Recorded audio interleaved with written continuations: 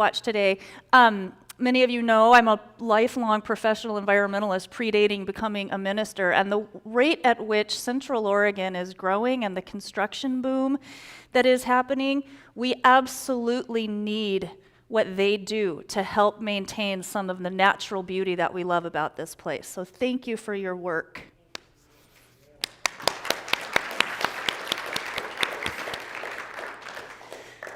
So just imagine, as human beings, we are born with an awesome superpower. It is the power of imagination. Now, it's easy for us to sort of trivialize that or downplay it and think that that's really just for kids. But when we do that, we squander tremendous creative potential. Imagination is a wondrous, innate human ability, a capacity that we have that allows us to envision something and then clothe it in emotion and energy and purpose to bring it into the material realm. Last week, Reverend Jane delivered an inspirational talk about hopes and dreams and the possibilities to have better dreams and to bring those dreams into fruition. Well, imagination is the fuel of dreams. It's where it all starts. When we learn to develop and strengthen imagination muscles, which is a thing, when we do that, we begin to move more powerfully and fluidly through life.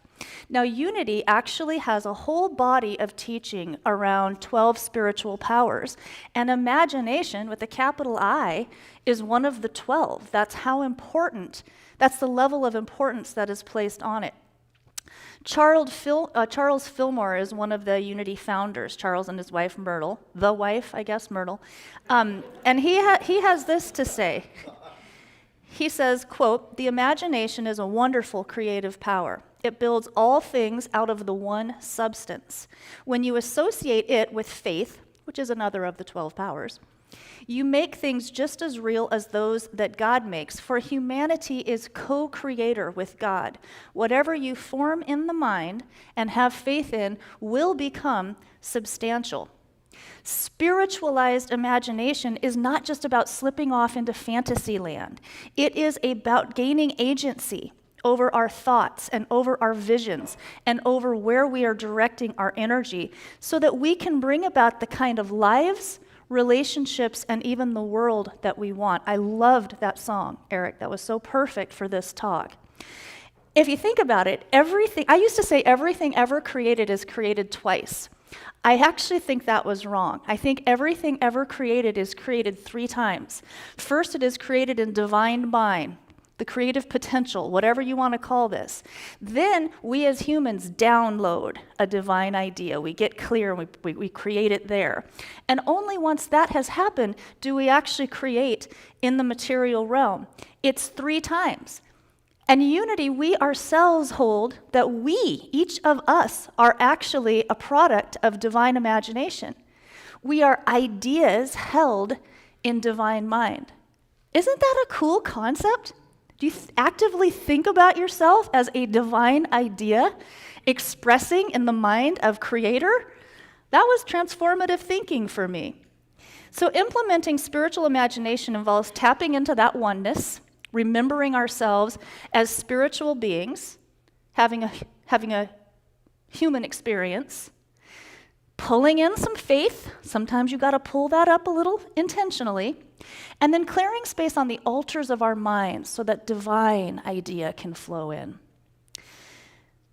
There's not only spiritual wisdom in developing imagination muscles, but there's actually science behind it.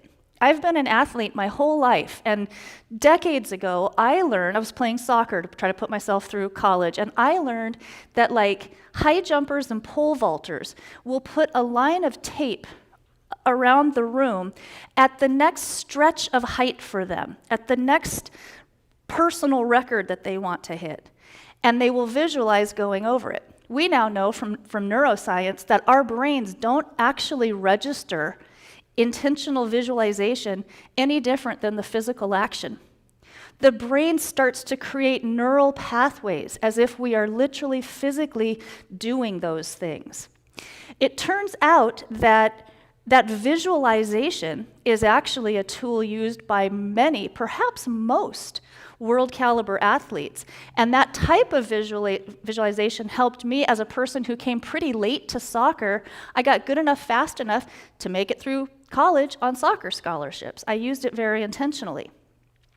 Now, imagination and visualization can also have super powerful physical healing applications. Just before I was getting ready to go get that soccer scholarship and transition from community college into my four-year college, I had a horrific accident on a horse that just blew my knee apart. Big surgery, big difficulties, the thing scarred down, my leg wouldn't bend. Surgeon said, "You are never going to run on that, let alone play soccer." 11 months of unbelievably brutal in-house therapy. But I kept an attitude of, "Oh, yes, I will. Oh, yes, I will." And I would literally use the power of my imagination to visualize blood cells flowing through the injury, carrying out the inflammation, knitting the tissues back together. I started visualizing running, playing soccer. I would do it so much that I would kick a soccer ball in the middle of the night and wake up in agony, screaming because I had, kicked the leg too hard, but it worked. I've used this technique over and over and over, so we can actually engage our minds and our brains intentionally to really support physical healing. Spiritual Imagineering can help us create great lives for ourselves.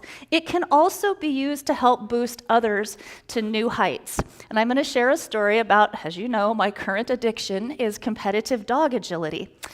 And to my great amazement, Olive, my little border collie, and we qualified for the national championships, thanks. They're this coming March in Georgia. And I was not planning to go because it's a big undertaking. I'm thinking to myself, we've only been doing this a year. She's 2.5.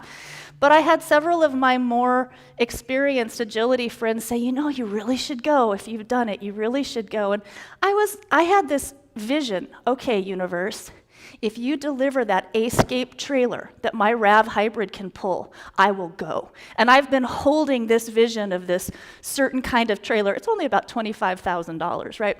I had no idea that was going to happen, where that was going to happen. And time was ticking, and it's probably not going to happen. Well, one of my dear friends, who we practice agility a lot together, her imagination has been working for me more than mine has been working for myself on this. And she finally came into the arena one day and she said, I just checked hotels in Perry, Georgia, and they're really cheap. She sends me a link that night. She says, "Look at this one." She said, "In fact, I registered the first night for you." And then she said, and then she sends me this link to all the information on the AKC website for the National Agility thing. And I start thinking, maybe I should do this crazy thing. Maybe I should. Well, it's a good thing she sent me the link because I didn't realize, but the registration deadline was a week later. So son of a gun, courtesy my friend and others who have now stepped in to support this crazy activity, Olive and I are going to nationals in March. That little fun demonstration not only showed me the power of good friends, but it also showed me two other important learning moments came out of that for me. One is there's a fine line between using imagination and visualization, but not having it so tied to how it's going to come about that you're actually closing yourself off to other possibilities, right? I was so attached to the idea of that little trailer that I didn't even think to look for cheap hotels. I didn't think of doing it that way. So that was a good reminder. And the other one that's probably more powerful is really realizing the power. We can apply the power of our imagination toward loved ones and others and friends and even people who are really struggling, just to help give that little boost, to help them open up to possibilities. So there's a flip side to this imagination thing. That's important. I'm not fear-mongering, but I think it's very important. And that is we need to be intentional with that. That's why I talk about imagination muscles. Because if we're not careful, we can use our imagination to torture ourselves, right? When we sit in worry, when we're caught in fear, when we're expecting some bad outcome, when we're doing that, we are literally imagining against our best interests. That is using the power of imagination in a non-constructive way. A Course in Miracles actually calls those kind of thoughts, like I don't have enough, I'm not good enough, I'm too old too. It calls those thoughts attack thoughts against ourselves. It might seem paradoxical to talk about training imagination. I mean, that very term kind of maybe sounds like an oxymoron, like you're going to rein in creativity, but I don't think so at all. I don't think training imagination and squelching creativity have to go hand in hand. In fact, learning to open up to great possibility, to open up, but also to keep a certain direction of thought, a certain discipline of thought, that is how we hone the art of Imagineering. We're co-creators of our lives, guys, because we're choosing the thought we're having right this moment. So what are some practical tools for imagination training? I think the first is time in silence. I can tend to have the TV on late at night. I'm just fiddling away on the computer, whatever. But I think sometimes I'm actually letting my imagination be hijacked by whatever is coming in, whatever input. You know, I am finding it's very, very, very profoundly important to have intentional silence, times of unplugged, clearing altars on the spaces of our minds, so that the imagination, so that those divine ideas can come through, rather than the garbage ideas that our culture often feeds us. Visualization, I've mentioned that. That's an actual tool. The more we practice literally going inside and seeing and feeling ourselves doing something, the easier it gets to do that. Choose again. That's one of the best little mind training devices I have ever found. It's from Course in Miracles. When you're going down the rabbit hole, when you're caught around your axle of fear thoughts or lack thoughts, choose again, just a redirect. Choose again. And I am finding more and more, I've tended to be a pretty serious person in my life, and I work on really serious issues, and I don't really do a lot of small talk. Play is so good for me. That's why agility is so good for me. It's pure play. And people like Donna will tell you, Donna B., play is critically important, even as adults, maybe mostly, maybe more so as adults, right? To open up those creative flows again. And I think this is extremely important. Unity does a lot of affirmations. We write our affirmations, we say affirmations. You know, we're a positive pathway for spiritual living, and we write out these things. I don't think that's enough. I think that still keeps it at the level of intellect. What I am finding is incredibly important is really, really directing that imagination to feel what that desired outcome is gonna look like and feel like, smell like, whatever. And I'll give you an example. It's kind of related to whether or not I'm going to go to nationals. I was carrying some credit card debt and a little bit of other debt too, related to a school loan. And I was just not getting underneath it. And I have had a long history of not trying to carry credit card debt.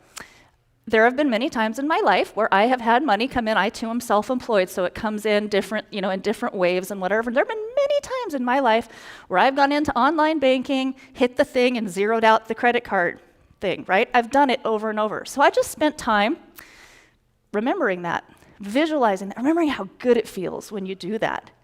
Lo and behold, I had money come in. The person that I owed some tuition money to, they just said, "That's good, we're done. I didn't ask for that." The credit card that I had just enough come in to pay everything off. Just like that. And I didn't know where it was coming from. It is the power, I think, of that intentional, I don't know how, but I know the what. And I'm going to put energy into the what. Now, me being me, I couldn't stand up here and talk about the power of imagination if I didn't also talk about how it can have influence over our collective consciousness and over our world. When we allow our minds to remember our connection, to take that flight to oneness, when we allow that possibility, that divine mind is flowing to and through us, we have an added benefit of being able to activate our moral imagination. It's a necessary step to picture what kind of world we really want, what kind of world we want to be part of creating. I would suggest that the human power of imagination, which as far as I know, and I'm a very ecocentric person, I don't think humans are the be-all and end-all and only important species, but as far as I know, I do think we might be the only one that has a real imagination in the way I'm speaking. I don't know about the whales and stuff, who knows, they could. But that in and of itself, this human imagination, that may be, I think it's likely, that it is an actual aspect of evolution. Evolution itself, it is an expansion of consciousness and of this creative force that is ever wanting to express forward. That's a powerful thing to be thinking about. We're now at an evolutionary point in which we really need to redesign significant aspects of human interaction. We need to redesign systems. We need to redesign society as a whole, societies. These are precious and precarious times that are calling us to be creative, imaginative, evolutionaries in consciousness. As the late activist and author Joanna Macy, she's one of my sheroes, and I want to read something that she wrote. That's right, we have sheroes too. Out of this darkness, a new world can arise, not to be constructed by our minds so much as to emerge from our dreams. Even though we cannot see clearly how it's going to turn out, we are still called to let the future into our imagination. We will never be able to build what we have not first cherished in our hearts. Isn't that awesome? Yeah. As a writer, I wish I had written that. That's so cool. So we just celebrated Martin Luther King Day. And I know Jane shared a little bit. One of my favorite stories about MLK is the most famous I Have a Dream speech. And as Jane shared last week, and many of you and I've shared before, the cool thing about that is King didn't start off to give that speech. He started off on a more rote, scripted speech that was honestly a little bit more about the nightmare. And then gospel singer and friend, he took a breath, paused, and Mahalia Jackson said, "Give him the dream, Martin." And he did. And he went at that moment and redirected his imagination and opened up to it and shared his vision for the world. He had a dream, and so do I. I share King's dream that all little children will one day live in a nation where they will not be judged by the color of their skin, but by the content of their character. I share his dream of being able to speed up that day when all God's children, black men and white men, Jews and Gentiles, Protestants and Catholics, will be able to join hands and sing in the words of the old Negro spiritual, "Free at last, free at last. Thank God Almighty, we are all free at last." I share that dream, and I add to it. I dream of never having to walk past sick, hungry, hurting people on the sidewalk because we have redesigned society and systems to meet everyone's needs.